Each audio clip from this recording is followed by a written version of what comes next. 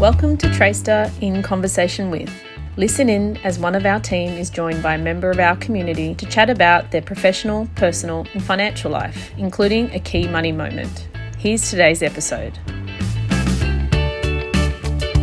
Welcome to In Conversation With. This morning I'm very pleased to be joined by Dr. Nick Wood, who certainly fits into that category of being one of the group of fascinating clients, and I hope these days also somebody that I consider a friend, and certainly a good friend to the Treysta business as well.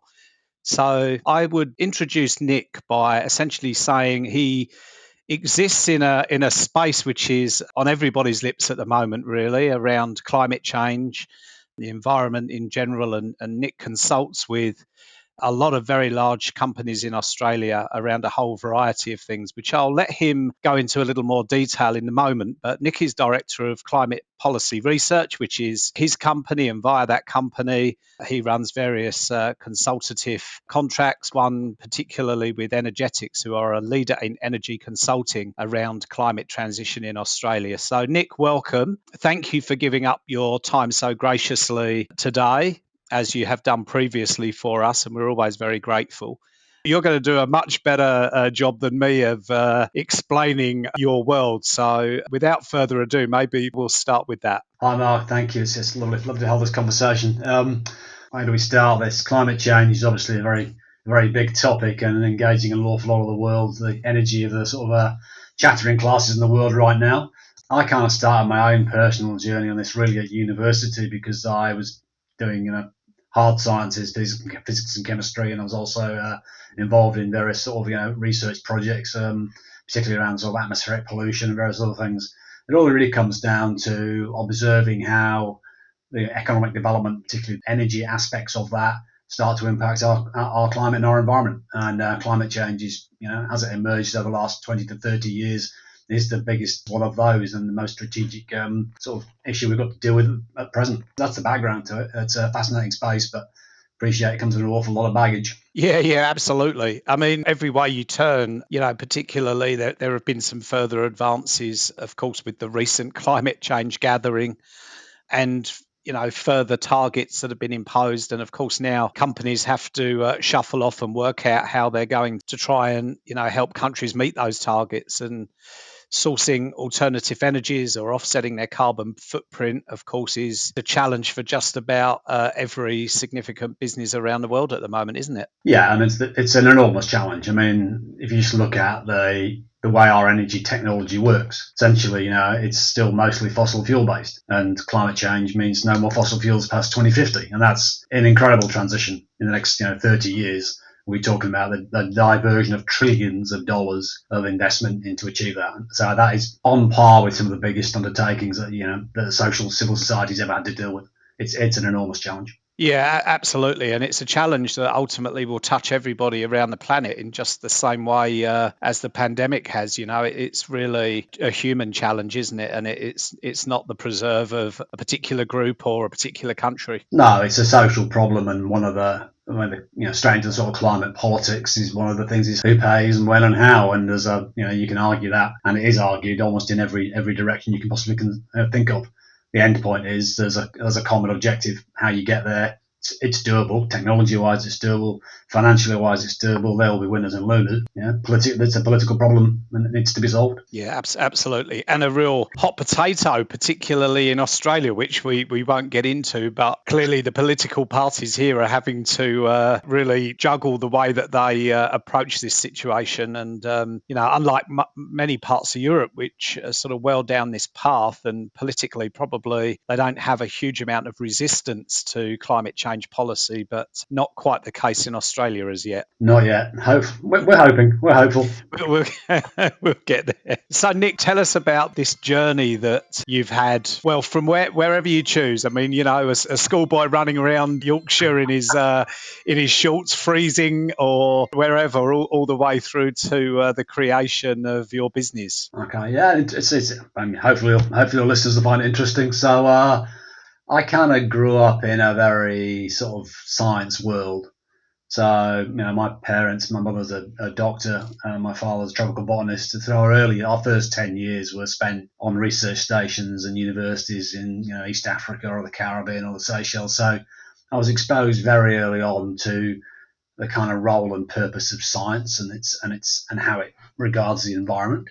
So that was the sort of basis of your kind of thinking and your sort of framework of how you kind of view the world, into sort of science and careers at university. And the first time I was sort of exposed to climate change as a science was, as an undergraduate, second or third year chemistry course, whatever it was. And it was obvious. You go, well, this is just obvious. All of there is scientific bits here we already understand, we know, and you put them all together and you go, that's what happens. So it's not really a surprise that, even 20 or 30 years later, the message is the same.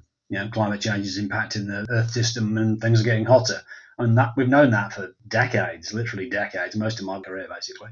Okay, that's interesting, but what do you do about it? And it wasn't really until global society and the sort of global economic sort of lens started to look at climate change as a strategic risk in the sort of early 90s. Earth Summit in Rio is cited as the point which it became realised. And certainly for the first 10 years, sort of early, 90s to 2000, there was reasonably of consensus, and everyone thought, yeah, this is doable, we can do this, we can achieve it, we can use these technologies.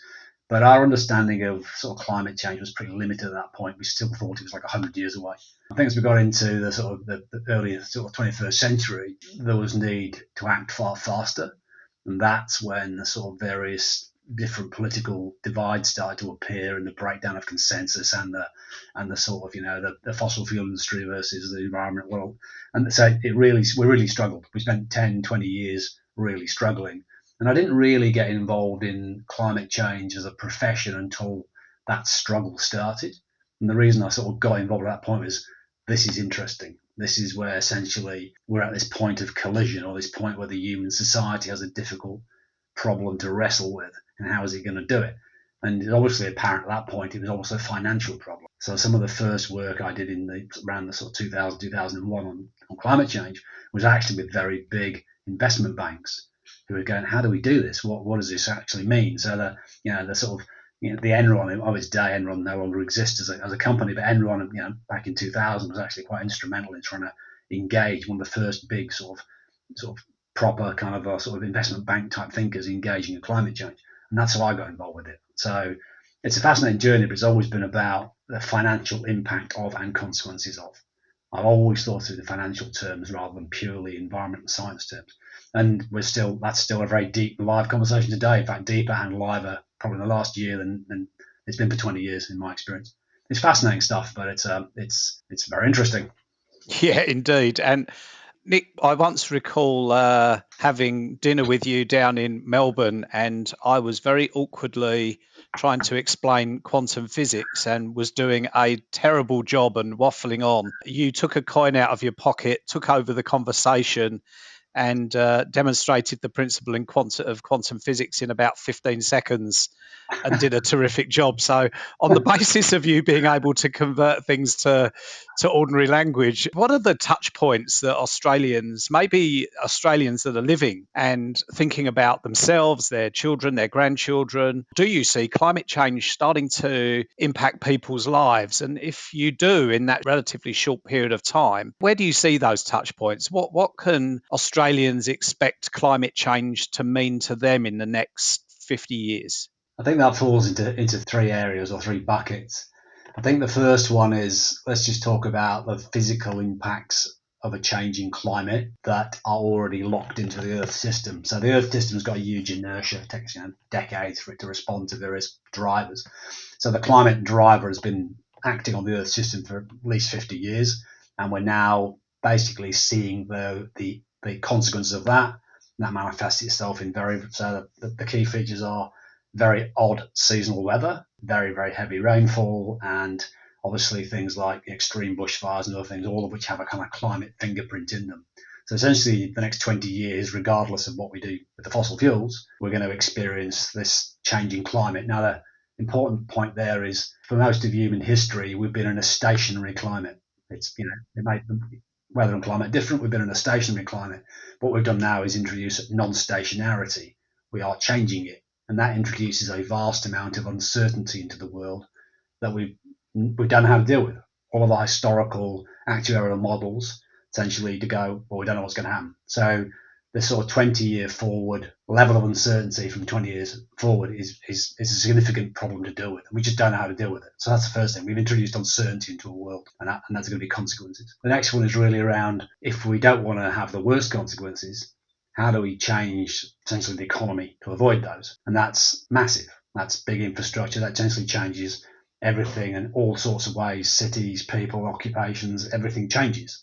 And again, that's very confronting. Humans have been through that system, but that changes before, but it's a very confronting thing to do because we just don't know what this is going to be. And the third one is really around, let's call it the sort of social aspects of it, intergenerational equity, intergenerational responsibility. What do you there's a very strong generational divide in how people regard climate change. How do you manage that as a society? How do you start to how do you talk to children? I think some of the work that you and I, Mark, have done together with a sort of young wealth cohort, they think about this very differently. And they're the ones that are starting to look at the sort of ESG, green portfolios and the green bonds. So I think there's a generation divide emerging across society, which is going to be very difficult to manage, I think, as we kind of go forward. So those are the sort of three aspects of focus. Australia's got to deal with all three of those, and probably more so than most of the G20 nations. Yeah, I mean, from our perspective, I kind of have been somewhat taken by surprise at the level of interest that we have from an investment perspective in this space. I thought it might be the preserve of our younger clients, but actually, the age equation is really removed from the conversation very quickly. I've had octogenarians that have eagerly transitioned their portfolio to one that's screened because they're thinking about their grandchildren. And, so it really has crossed the age ranges. And, we're in the order of sort of 70% of clients sort of express an interest in this space. And sometimes, that's about investment returns. Sometimes it's about a social conscience. Sometimes it's about a combination of both. So it's but one thing's for sure, it's, I'm seeing interesting levels of people taking some personal decisions and accepting some responsibility and hoping to change a little bit and have their own influence on it by the way they invest their money, because the work that you do for some of the larger companies in Australia is very much tilted towards future performance of those businesses, isn't it? Do you want to kind of maybe speak a little bit to that? Yeah, absolutely. So, I mean, we start this conversation really on, let's call it, the cost of money. So the highest level is, how well does Australia manage the sovereign risk of climate change on its entire economy? So this conversation really starts with the capital markets and how they view the risks, both in the sort of sovereign bonds and the state-based bonds, but also in the corporate world itself. So if you're sitting in a investment house in New York or London or Zurich, and you're looking at a section of Australian corporates, you go, okay, well, they're very fossil fuel heavy. They're based on international flight travel. What's the kind of risk there? So you very quickly have to go, okay, there are issues here. And when you as an investor start to ask the sort of leadership team of those businesses, what are you going to do? You expect a coherent answer. So what we basically help clients with is making sure that when they want to prepare that disclosure, which will be mandatory probably in a few years' time, when they prepare that type of information, is it right?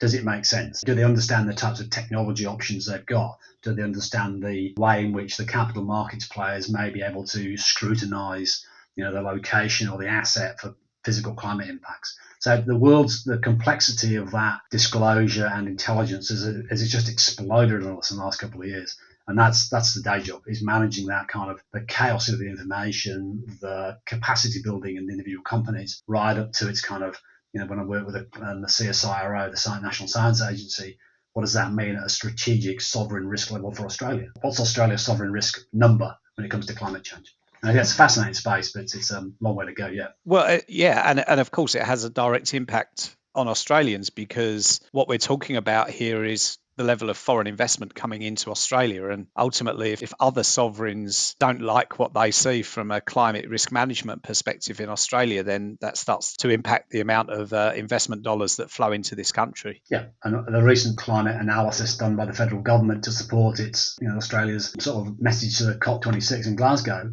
part of that analysis included the risk of a credit downgrade, included the risk of paying extra basis points because of the risk, perceived risk. And that's fundamental. You know this as a financial advisor. That's like changing gravity. It changes everything. Yeah, absolutely. And Nick, I know it's not necessarily your particular specialty from a subject matter perspective, but with renewable energies, obviously people are very familiar with solar, and we're starting to become, I was in a property the other day where the owner had spent considerable amount of money on solar, but having significant battery storage and electric vehicle. And, this was an incredibly green home, and it was somewhat a glimpse into the future. But outside of that, I mean, where are you seeing sustainable renewable energies? I mean, is it a combination of a variety of different areas? Do you see sort of a green hydrogen becoming something that we could really take advantage of? I mean, where are the areas that you trip over in your world where you think there's real progress being made? Absolutely. So it's basically an energy mix. You've really got three challenges in the energy system. You've got the generation, you've got the distribution, and you've got a concept called energy density. So essentially, the generation, where do you get the energy from? Well, solar's fine, wind's fine, and that all works fine for sort of low density energy uses like you might get domestic and offices. The real challenge comes with transportation and energy density. So you can't make steel with solar power. It's just you can't get the energy density required. So you need a much more denser form of energy, and that's where the hydrogen comes in. But you can make hydrogen as an energy carrier effectively. Hydrogen allows you to convert low grade solar energy into high grade, high density energy you can use for other things. So it's a very useful mechanism, hydrogen. So there needs to be a lot of effort put into hydrogen. There already is, and Australia is very well placed for that. If you go up to the Kimberleys and you're standing there and you go, it's just brilliant sunshine, more energy than you've ever seen in a system. And they're very well placed with a gas infrastructure and other things to create that hydrogen. And once you've got the hydrogen, you can then do lots of other things. So you can do basically zero carbon steel from using hydrogen to make the steel. You can use hydrogen particularly to make fertilizer. So we've done some interesting projects on the agriculture industry, decarbonisation of agriculture, and the use of green hydrogen fertilizers is an absolute, is their holy grail. If they can achieve that's a very, very big step forward into that sort of sustainable future. So amazing stuff, and Australia is very well placed geographically and just ecosystem wise to do that. And there's already signs that the real money is starting to get involved in this. The government may be supporting carbon capture and storage, but private industry is supporting hydrogen. And that's a very interesting difference in the sort of the view of the risk and the opportunities. Yeah, that's a fascinating point. The disconnect between politicians and political strategies and what's actually going on the ground with people that you're speaking to is interesting. But it's also pretty clear, isn't it, that Australia ought to be very well positioned if political will aligned with some of the things that we're seeing on the ground from different corporations, and the conversion from what is right now a fairly dirty country, per capita, we've all seen those stats, through to a country that actually ought to be a world leader in renewables because of our climate, because of space, and there's a whole variety of things that kind of going for us. So it'll be interesting to see if all these things come into line. I mean, I'm sure they will. It's in your point earlier around when all of this started, there was very little opposition to climate change as a theory until, of course, it interfered with people's self-interest. Yeah. It's not really climate change denial, is it? It's the preservation of self-interest. Yeah, it's self-interest. I mean, businesses and everyone's got the right to, fight their own corner. I think that's entirely appropriate. That's just how civil society kind of works and how society works. I think the issue really becomes the kind of moral question. I think this is where the investors are very important. As you as an investor, what are you prepared to make your investment do? And I think that's that purpose point. And I think this is something I think Treysta are really good at. Essentially, what is it you're trying to do? The way in which you manage your investments and you view what you'll do with that, that's quite powerful.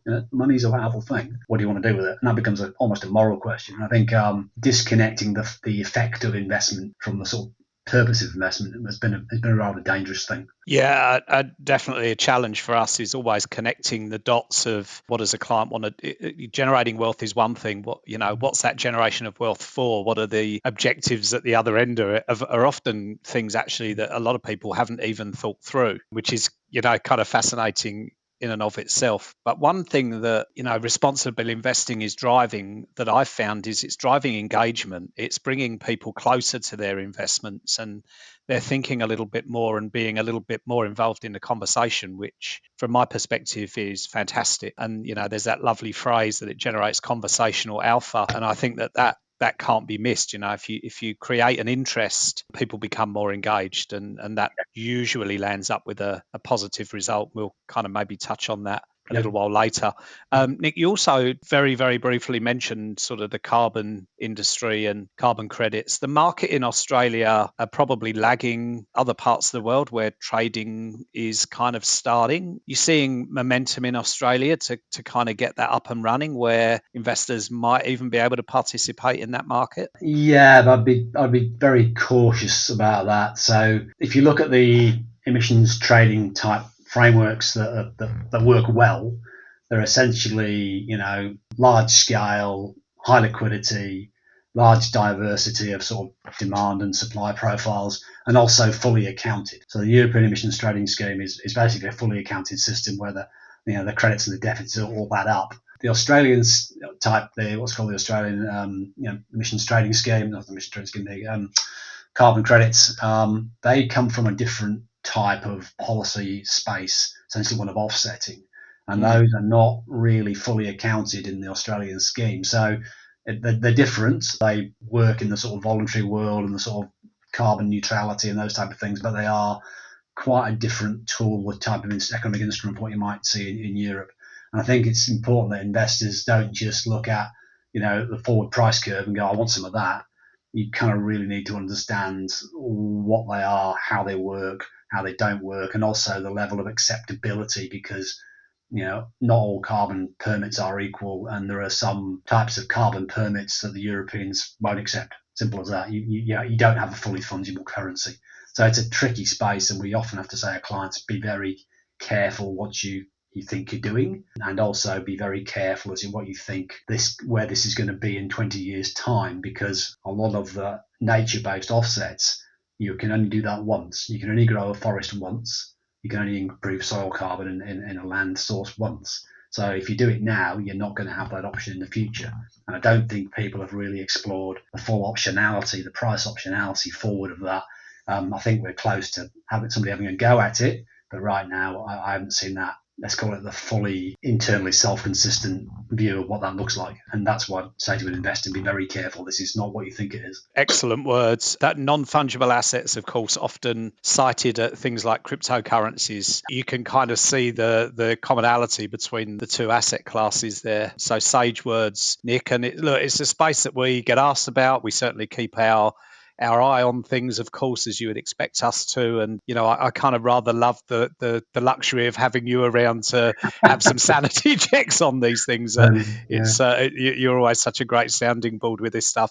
So look, we'll get back to you a little bit, Nick. So what are you working on right now, if you're able to disclose? I can certainly, matters of a general nature. So most of my work at the moment, I'm really working with the three different sort of entities. I'm working with Clean Energy Regulator, which is a federal government body, assisting them on the sort of, this is called the oversight of the sort of carbon markets, which is fascinating stuff. I'm assisting the National Science Agency, the CSIRO, with essentially helping it work with, particularly working with on the climate science and the impacts of the finance sector, because the Prudential Regulator, APRA, released a climate vulnerability assessment for the banking sector just earlier this year, actually, just February. So that's obviously taken a lot of space. And then a large part of my work is actually working directly with banks and the corporates via Energetics. So we're doing 3 out of the 5 big banks at the moment, just full on engagement on climate risks, particularly in their agricultural lending portfolios, which is a sort of key priority for Australia.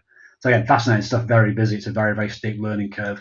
And we've got some fantastic sort of younger staff coming into the business who really want to make this their career. So it's just very difficult stuff. Every day is a difficult day. It's just so challenging, but it's fascinating stuff. Yeah, absolutely. And I know you spend a lot of time working, not necessarily with all the big four, but certainly many of the largest financial institutions in Australia, and their lending policies, of course, can often drive direction, can't it? I mean, if lending to fossil fuel projects is starved, then of course getting them off the ground going forward becomes much more difficult. So the bank's lending programs can be very influential on a country's direction in terms of what infrastructure or what energy projects get off the ground. And that very quickly becomes a sort of social political question, because you then go, well, does the bank have the right to do that? It's a kind of Exactly right. it's responsible to its shareholders, or as a private listed entity, it's responsible to its shareholders. So yes, it does.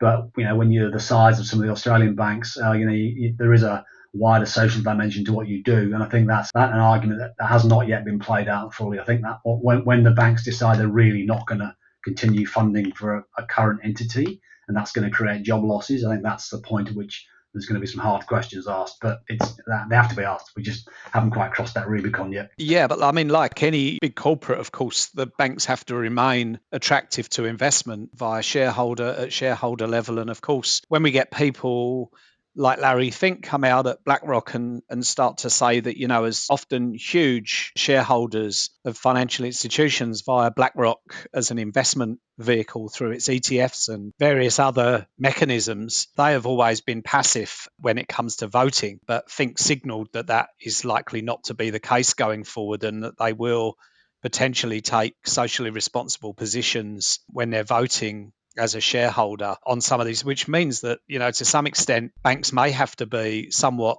judicious around who they lend to, because if some of their big investors don't like the idea of lending to fossil fuel projects, for example, that could leave the banks being starved of investment. So the drivers are kind of everywhere for this, aren't they? Yeah, and what a lot of what we see in our kind of day-to-day work is the realization that you need to focus on the opportunities more.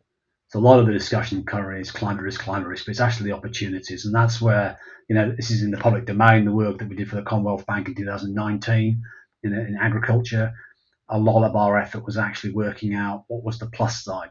What investment did you need to get a better agricultural system, to get better water irrigation systems, get better adaptation. And that's the way out of this is really what's the future, not, what future do you want, not what future do you not want. And it's early days on this, but it's been a lot of movement into that opportunity side, in the last 18 months. And it's great to see, but it's a long way to go. Yeah, I mean, look, Fortescue probably a great example of that, with Forrest coming out and essentially doing exactly that, sort of looking at opportunities and thinking about Fortescue's future from an opportunity-based perspective, as opposed to thinking about what they can't do or what they might not be able to do or what they might be restricted in doing. Really quite a difference. And of course, investors can make a very clear choice around investing in that type of business or not. So, Nick, what would you say is the most rewarding thing about what you do? I mean, I guess you've touched on some of that, but any further thoughts? Well, first, I'm very privileged in that I do stuff that's very purposeful to me. It's valuable to what I do. So that's great to have a job that you really enjoy and work with people you kind of enjoy working with. That's very positive. The most rewarding stuff I do is taking the really, really high level of capability that Australian science has got. Punches well above its weight in science terms. I mean, it's only like 20 million people, but it's got a fabulous science base. That's almost a strategic resource for the nation. So taking that strategic resource and being able to sort of deploy it, for greater social good, to use the phrase, that's very rewarding as well. So working with the CSIRO and bringing, directly working with the banks and the CSIRO at the same time, solving kind of the big sort of social problems, that's very valuable. I also think the sort of younger generation, particularly in the last few years, have sort of woken up to this is kind of a real deal and also a really valuable kind of career path for them. So 4 or 5 years ago, you didn't see that. Now we've got some really, really bright people, early in their career, sort of coming to work with us because we can teach them a lot, and they can kind of shape their future careers. They can see a career, in doing this type of work, and basically, solving the problem. They're very valuable things to be able to do. So I'm a lucky guy. On two counts, I mean, having work that gives you such a strong sense of purpose is a really wonderful thing to have in your life. I mean, I kind of put myself in that camp as well, and it's very fulfilling. And certainly, the financial rewards that we all get in one way or another from the work that we do, it needs to be matched, I think, often by that sense of purpose to create genuine fulfillment in the workplace. So that's really good to hear. And the Bright Young thing was really interesting. I mean, in our work that we've been doing with the team at Responsible Investment Australia and the various people that we're introduced to, I've kind of been amazed at the amount of tier one younger people that have come out of the big four accounting firms or big investment houses and are now finding themselves working in niche businesses which are kind of leveraged to environmental or climate change projects is fascinating to see. So, I'm sure part of that is sense of purpose, but of course you imagine that they're being paid pretty well as well. Yeah, there has to be a career path. I mean, we're not charities, and also Yeah. you're not going to solve this through charitable actions. The finance system is incredibly powerful, and if you can steer that towards solving the problem, it'll be a great achievement. Absolutely. So what's, there's probably quite a few. What would you highlight as the biggest challenge you've had to overcome in the last couple of years? The interesting challenge about 5 years ago was trying to deal with the fallout from the politics, particularly at the sort of science end of things, where you're sitting there going, and basically the scientist said to me, what do we do? And I said, you need to scare the money. You've got fabulous information, you've got fabulous insights, you've got the world best in class type science.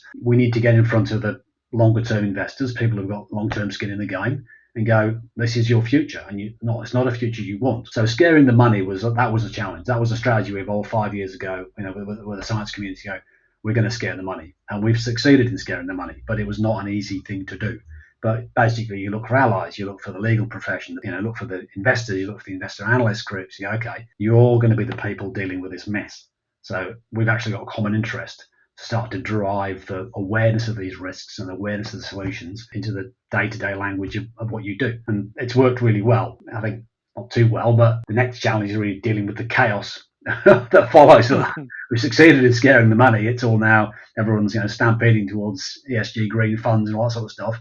The next challenge is, okay, just how do we manage that chaos of that movement? Yeah, I love that phrase, scaring the money. And certainly, there are many, many examples where difficulties, challenges in society have been allowed to run and run and run until they scare the money, and then suddenly things get fixed. Yep, that's right. And it's a salutary lesson, isn't it? Because the moment you're able to do that, you certainly see activity where there was inactivity. There's many, many examples of that. So, Nick, what would you say is the best piece of advice you've had when it comes to business and or finances, and why? I think it's really just kind of own it. You're responsible for it.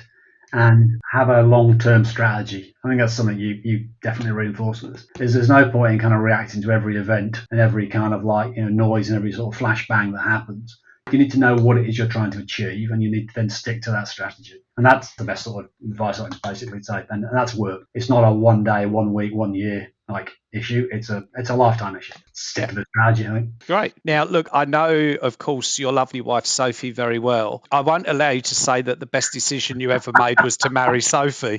I could argue to say that.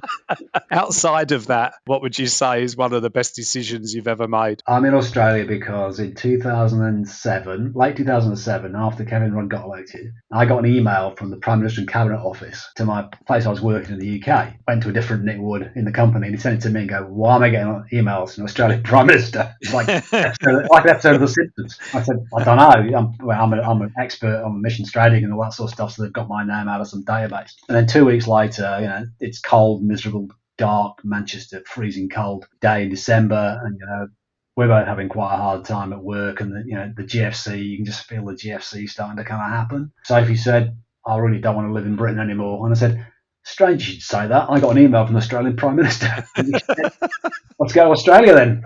Yeah, that was it. Decision made, 20 seconds. Took me a couple of weeks to find a job, but that was the decision, 20 seconds. That's quite a story. I remember going through something somewhat similar, obviously different circumstances, but I remember sort of getting here, and there was an Australian branch of the family that were living sort of in the Mossman area. And I remember their first piece of advice to me was not to move to the wrong side of Spit Bridge. Which I kind of down the track, of course, I saw the sense in that with the traffic, but the irony of being told not to move an extra 5 clicks when you've just come from the other side of the world was never quite lost on me. So how about influences, Nick? So, I mean, I have books, movies, albums, whatever. But anything that you feel in that genre that's had an impact on you? Oh, crikey, we do a lot of reading. I mean, I think the famous phrase: if you want to study lines, you want to study humans, read Chekhov. It's certainly literature. That sort of insightfulness you get from literature and sort of arts and stuff. So the human expression is an incredibly powerful thing. And I think there's some of the books that have influenced you. Where for my particular childhood, a book called the Poisonwood Bible by Barbara Kingsolver, which is set in Africa in the '60s, which that's where I was myself. That resonates, and also things about the human condition. I mean, very much past 1984 to realise that there's a view of the dark side of humanity, which unfortunately we've seen a bit too clearly in the last few years. There's that type. So they're very influential in my world. And also the sort of earlier work that links the impact on humans on their own environment. So things like Silent Spring by Rachel Carson and those, let's call them not Gaia type things, but it's that type of idea. Is it we are connected to our world, and our world, and we're influenced by it. And that disconnection is dangerous. So I think that's an important influence. Those will be it. It's about the responsibility to and for each other. When asked the question, mine is always kind of Solzhenitsyn's Gulag Archipelago, which is human condition 101. It's fascinating that we often, as people, I mean, I guess it's no accident that we would resonate so highly with books that challenge that condition and kind of understand what it means to be human. So yeah, it makes a lot of sense. So thinking across the last 12 months or so, Nick, what would be a key learning for you? What's something that's jumped out? I think the whole COVID experience has been very interesting because it instantly changed the way things had to be. A lot of assumptions about how things were just disappeared, and that I think the speed of change and the speed of adaptation, although it's been obviously very hard for a lot of people, and we're not discounting that at all, it demonstrates that when things really do need to change, they can change. And a lot of other people in the sort of climate world have observed the same thing, is that we don't have to do all this commuting. We don't have to all work in the office all the time. There are many ways we can do this. And I think COVID's been just a snapshot of that. When you need that dynamism, you can find it. So that's been the last year. This is possible, and it's more possible than we thought it was. Yeah, I think that's really a fascinating point. COVID has driven an appetite, I suppose, or an acceptance of change. I'm not quite sure which, but another actually fascinating client of ours who's a social scientist talks about, if you can't change things in your business now, give up, because you never will be able to do that. And it's interesting because it does connect very much with the environment, doesn't it? This whole experience. And the lunacy of, I was talking to a colleague the other day about the fact that the population of Australia moves in and out, or did move in and out of London, 5 days a week, Monday to Friday. And, moving 20 million people in and out of a city within a fairly narrow time frame every morning and every evening, of course, is an environmental disaster in many ways, isn't it? And maybe the pandemic is providing us with an opportunity to rethink the way that we go about things. Yeah, it's certainly, from my own personal experience and others, it's like, okay, what's the value of rushing around all this like this? We don't have to do this. This was something we created for ourselves and maintained through our own narrative. And when that narrative changes, we changed. So, okay. Yeah, absolutely. Now, Nick, as the final component of our time today dwells on or thinks about capturing what we refer to at Treysta as a money moment. And in essence, those are moments where you are impacted by something in life that has a financial implication. So the big ones, of course, are retirement, loss of a partner, inheritance, the birth of a first child, divorce. Some of course are real positives, others are negatives, and money moments can take many different forms. And you and I were chatting the other day about what the Woods money moment would be. And for us, it was this realization of how quickly time flies. And, you can pick the story up in a moment, but, 11 years or so ago, I bumped into these newly arrived. And as you've said, it was a fairly snap decision to move to Australia anyway. And, suddenly you landed here and there's that money moment where you guys sort of thought, oh, hang on a minute, there's all that complex pension system that we left behind in the UK. Well, what happens now? Yeah, I mean, it's quite profound, kind of looking back on it. At the time, you're kind of in it and you're kind of living it and dealing with it. But I mean, the main the UK in the sort of 2007, 2008 was obviously heading into a bad place. We've had a run on a bank, the first run on Northern Rock Bank in the north of England, the first run on a bank in 150 years. The obvious signs of the sort of GFC were starting to manifest themselves. Life was not that nice. The climate's not really nice. It's worse than not very nice. It's horrible. So there's a lot of other things again, and environmental jobs that we were in were not that well paid in the UK. Just it's not that sort of place.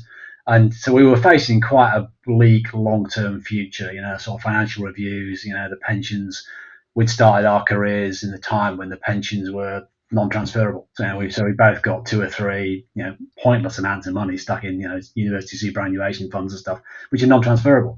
So our entire generation, essentially, there's a sort of 8 to 10 years where the pension system just didn't transition from final salary to sort of defined contributions. We were caught in it. So we had very bleak outlook, sort of pension-wise, jobs not going particularly well, economy not looking particularly hot, and looking like it's going to take a serious dive. We had a chance to move to Australia. So, okay, much better salaries, better standard of living, and let's just do it. We don't know where this is going to go, but let's just do it because we have to do something. So arrived in Australia, and we obviously got signed up with Treysta with you guys. And I think it was the sort of the first maybe 4 or 5 years, you may have found us sort of quite suspicious and sort of like not too sure what's going on here, a little bit more reserved at what we were trying to do. But I think the longer term, once you start to, you keep at it, you keep working, you pay your superannuation, you kind of keep your eye on your assets and stuff.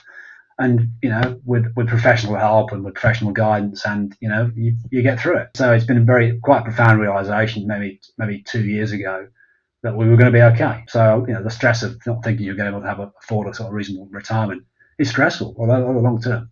And once that kind of stress is lifted, even, okay, you're going to be all right, and you much more said that to us. That was pretty profound. And that almost allows you to breathe.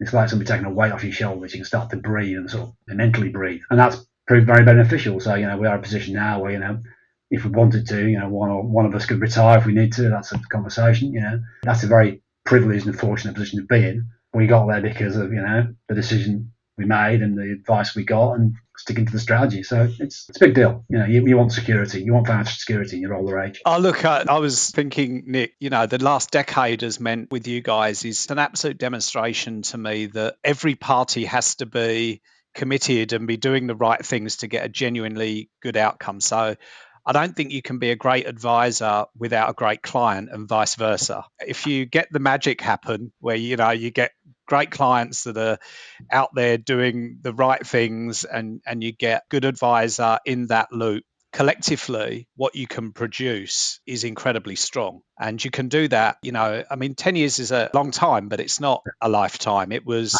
the ability for you guys to completely, I know you had some assets that you'd acquired in the UK, but really we got to work quite quickly, and you guys stuck with the program, and there was where we said we would save, you guys did, and where you guys wanted to spend, you did. There was that kind of mutual working relationship throughout, which I think you have to have. And I consider myself incredibly fortunate, that the vast majority of my clients are great clients. And I hope that, a lot of the outcomes that we are able to produce is because of the partnership, in essence. We don't have magic wands, right? It's just effort and diligence and responsibility. Yeah, absolutely. And looking forward, Nick, I think taking the weight off the shoulders, what does that mean for you and Sophie in terms of the way that you look at the next 10 years? I think very positively, because, it's not a case of being, we're not going to dash out and buy a super yacht. It gives you the ability to do things that interest you, that are purposeful, particular stage in life. You've still got all your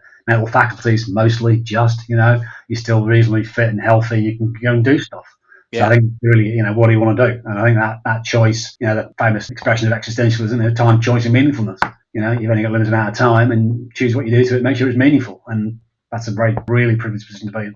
And I'm actually looking forward to it. So it's going to be a mixture of work and other things. Yeah. And look, I love the fact that people's retirement these days is, it's not gold watch on the 65th birthday and a wave goodbye. People's retirements can genuinely be what they want them to be if they've taken care of the money side of things. And the moment you're freed of that, but you decide to continue to work because you're enjoying it and you love the sense of purpose, and in your situation, you really can have a very strong sense that you're actually doing some good as well. It's quite a powerful, heady combination, isn't it? Yeah, you've got to keep checking yourself. You just got to make sure, you're responsible to what you're doing and for why you're doing it.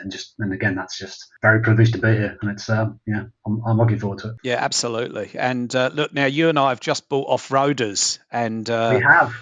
Yeah, so with life crisis cars. Yeah, look, fascinating that I'm desperately trying to protect mine from stone chips, and you've described yours as a toy that you're prepared to completely bash up. Yeah, it's never going to be a day car. It's bought specifically for carrying bikes and climbing gear and kayaks and going to rough places. So you have to choose your doom, as they say. I'm sure my twins will do more damage than any stone could anyway. So, look, just Nick, finally, before we sort of say goodbye, just obviously for anybody listening to this, Treysta has and is continuing to build sound expertise around responsible investing, whatever that means to an individual. It can be ethically based, it can be impact based, where people are deliberately trying to invest in change, which is some of the things that we've spoken about today. And of course, there's the whole, ESG screening side of things. And I know, Nick, that still has a world of problems, but it's certainly an option that we are building out in the business. So anybody that hasn't been approached, that is interested, please put your hands up and we'll gladly have those conversations with you. And I think part of the process for us at Treysta is absolutely not jumping on a bandwagon. And if we're going to do this, we need to do it in a very responsible manner and in a manner that is thoroughly thought out. And Nick, I thank you always for being able to jump on the telephone and get your opinion, because you're just so close to this stuff and it really helps. So thank you for that. And again, thank you for today. I mean, I hope the audience is as fascinated as I have been speaking to you. It's always great fun and super interesting. So thank you for being a great client, and thank you for your time today. Here's to the next 10 years, and may they be as successful as the last 10. Fabulous, Mark. Thank you very much. Great conversation. Real pleasure to talk to you as always. Take care.